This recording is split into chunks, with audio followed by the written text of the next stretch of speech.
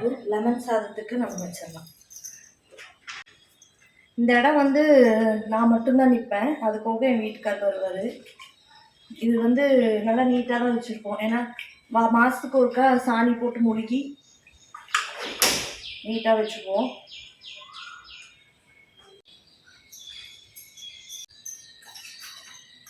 என்னடா அங்கே போயிட்டு வரேன், இங்கே தான் பைப் இருக்குது,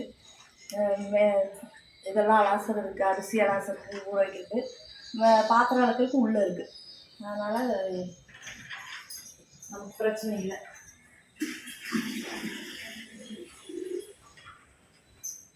சமையல் கட்டு அங்கே உள்ளே இருக்கிறதுனால பாத்திரம் வளர்த்துக்கலாம்.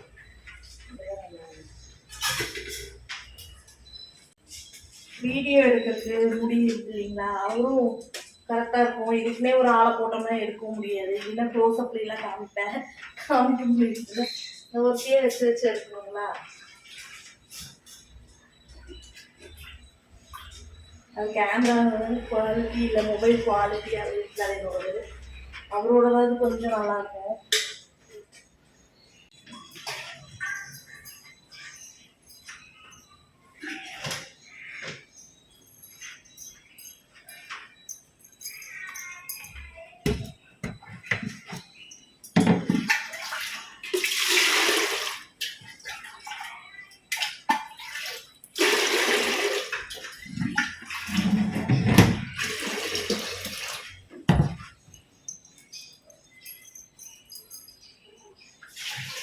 நிறைய பேர் இப்படிங்க உங்களால் எல்லாம் முடியுது, உடம்புக்கெல்லாம் முடியாமல் போயிடாதா, இப்படி செஞ்சிட்ருக்கீங்க. எந்த தொழில் எடுத்தாலுமே கஷ்டம்தாங்க எல்லாத்துக்குமே. கட்டடம் கட்டுறவங்களாகட்டும், குப்பை அள்ளுறவங்களாகட்டும், சாதாரண ஆஃபீஸ் போகிறவங்களாகட்டும், போய் ஐடி கம்பெனி, எல்லாத்துக்குமே கஷ்டம்தாங்க. எல்லாத்துக்குமே எல்லா வேலையும் கஷ்டப்படாமல் எதுவுமே பண்ணவே முடியாது. ஒவ்வொருத்தவங்க இப்படி கஷ்டப்படுறதுக்கு நீ ஆஃபீஸ் வேலைக்கு போகலாம்ல அப்படிங்கிறாங்க. ஆஃபீஸ் வேலைக்கு போனால் மட்டும் கஷ்டம் இல்லைங்களா, எல்லா இடத்துலையும் கஷ்டம்தான். அங்கே உட்காந்துட்டு ஃபோன் பேசிகிட்டே இருக்கணும், இல்லைன்னா நம்ம அங்கேயும் இங்கேன்னு ஓடணும், உட்காந்துட்டே இருக்கணும் ஒரே சேரில். அங்கேயும் ஸ்ட்ரெஸ்ஸு தான், அங்கேயும் டென்ஷன் தான். எல்லாத்துக்கும் எல்லா வேலையும் கஷ்டம்தாங்க. ஆனால் அது புரிய மாட்டேங்குது. இவ்வளோ கஷ்டப்படணுமானா நம்மளால முடிஞ்ச அளவுக்கு செய்ய வேண்டியதுதாங்க. இது போய் கஷ்டமா இல்லையான்னு ஒவ்வொரு டைம் பார்க்கும் போதெல்லாம் எதுக்கு போய் இப்படி கஷ்டப்படுற, வேலைக்கு போகலாம்னா நம்மளோட இன்ட்ரெஸ்ட்டு சந்தோஷத்தை கூட கெடுத்துட்றாங்க. அது வந்து ஒரு மாதிரி அப்செட் பண்ண வச்சிடுறாங்க. ஆனால் நான் அதை பற்றிலாம் கவலைப்பட மாட்டேன். இந்த காதில் வாங்கிட்டு இந்த காதில் விட்டுருவேன். எங்கள் குடும்பத்தில் எங்கள் வீட்டு சைடும் சரிங்க, எங்கள் அக்கா வீட்டு சைடு சரி, எங்கள் மாமியார் வீட்டு எனக்கு சப்போர்ட்டாக இருக்கிறாங்க. மித்தவங்க யார் என்ன சொன்னாலும் எனக்கு அதை பற்றி கவலையே இல்லை. அதனால் அதை கண்டுக்க மாட்டேன், நான் பெருசாக எடுத்துக்க மாட்டேன். எனக்கு பிடிச்சிருக்கு, நான் செய்கிறேன். நான் வந்து லெமன் சாதத்துக்கும் எக் ரைஸ்க்குலாம் ஒயிட் ரைஸ் வைக்கும் போது போட்டே வச்சுருவேன்.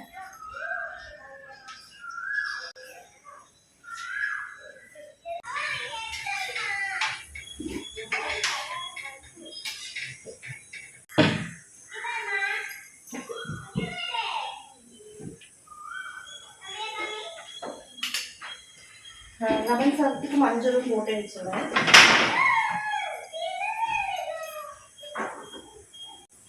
வீட்டில் வேலை செய்கிறவங்களுக்கு மட்டும் என்னங்க கஷ்டம் இல்லையா, நான் கேட்குறேன். ஹவுஸ் ஒய்ஃப் ஆகட்டும், ஜென்ஸே வீட்டில் நிறைய பேர் சமைக்கிறாங்க, எல்லாத்துக்குமே கஷ்டம்தாங்க. அவங்களுக்கு காலையில் எழுந்திரிச்சு குழந்தைங்களுக்கு டிஃபன் செஞ்சு கொடுக்கணும், குடும்பத்துக்கு டிஃபன் செஞ்சு கொடுக்கணும், துணி துவைக்கணும், பாத்திரம் வளர்க்கணும், எல்லாமே கஷ்டம்தான். இவ்வளோ எனக்கு அது சொல்லும் போது அப்படியே டென்ஷன் ஆகுங்க. பிடிச்சிருக்கு, சத்தம் போட்டுக்கலாமான்ட்டுலாம் இருக்கும் சில டைம். சரி அவங்களுக்கு அவ்வளோதான் அப்படிங்கிறதுனால நான் விட்டுருவேன்.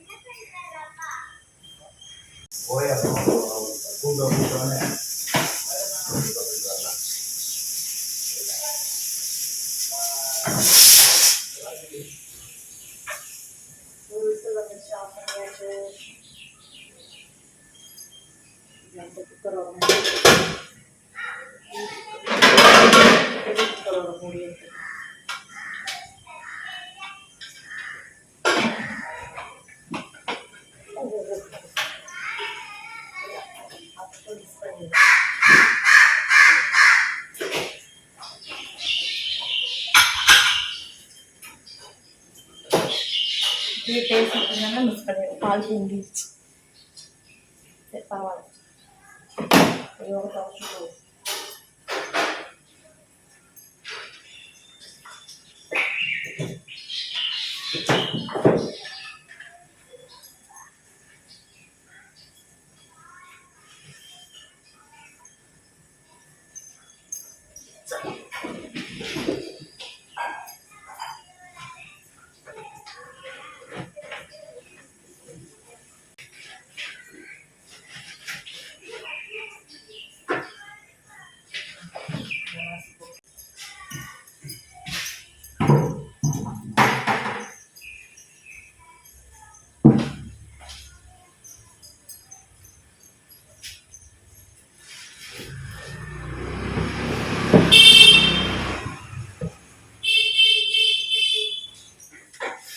லெமன் சாதத்துக்கு தயிர் சாதத்துக்கு வச்சாச்சு. அடுத்தது எக் ரைஸுக்கு ஒயிட் ரைஸ் வச்சுருந்தோம்.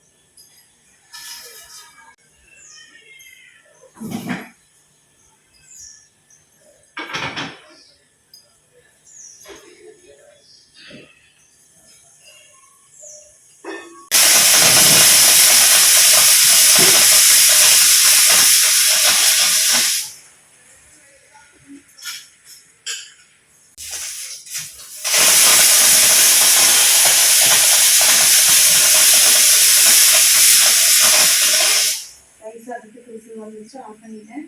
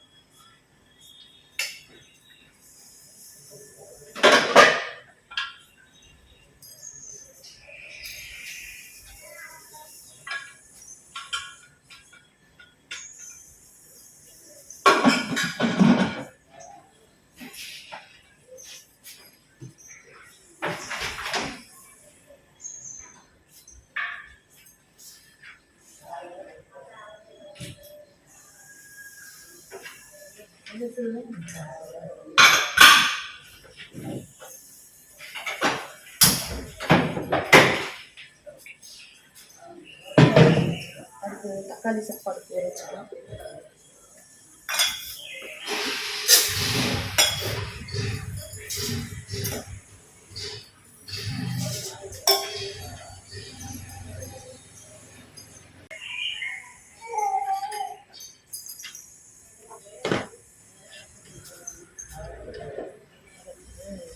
காளான் பிரியாணி வச்சு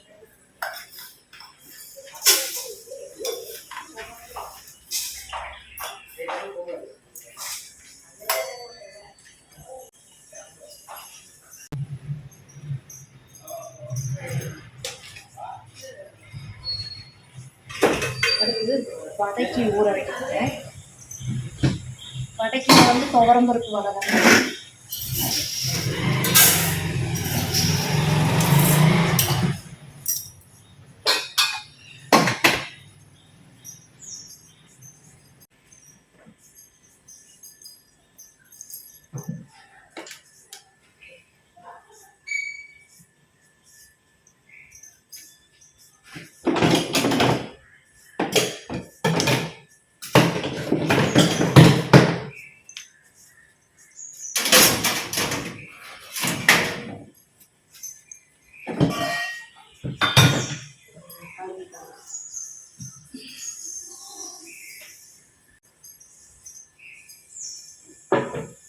சிக்கன் பிரியாணிக்கு ஊற வச்சிடணும்.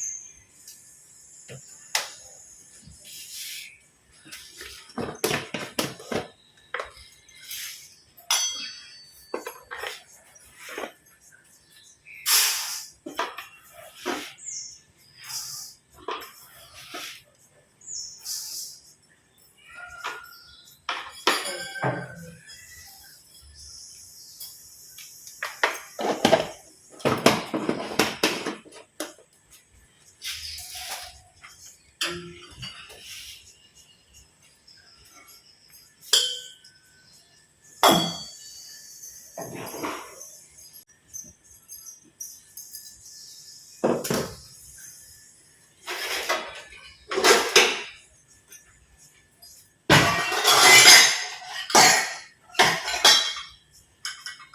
பெட்டி பார்த்தீங்கன்னா நான் 2 வச்சுருக்கேன்.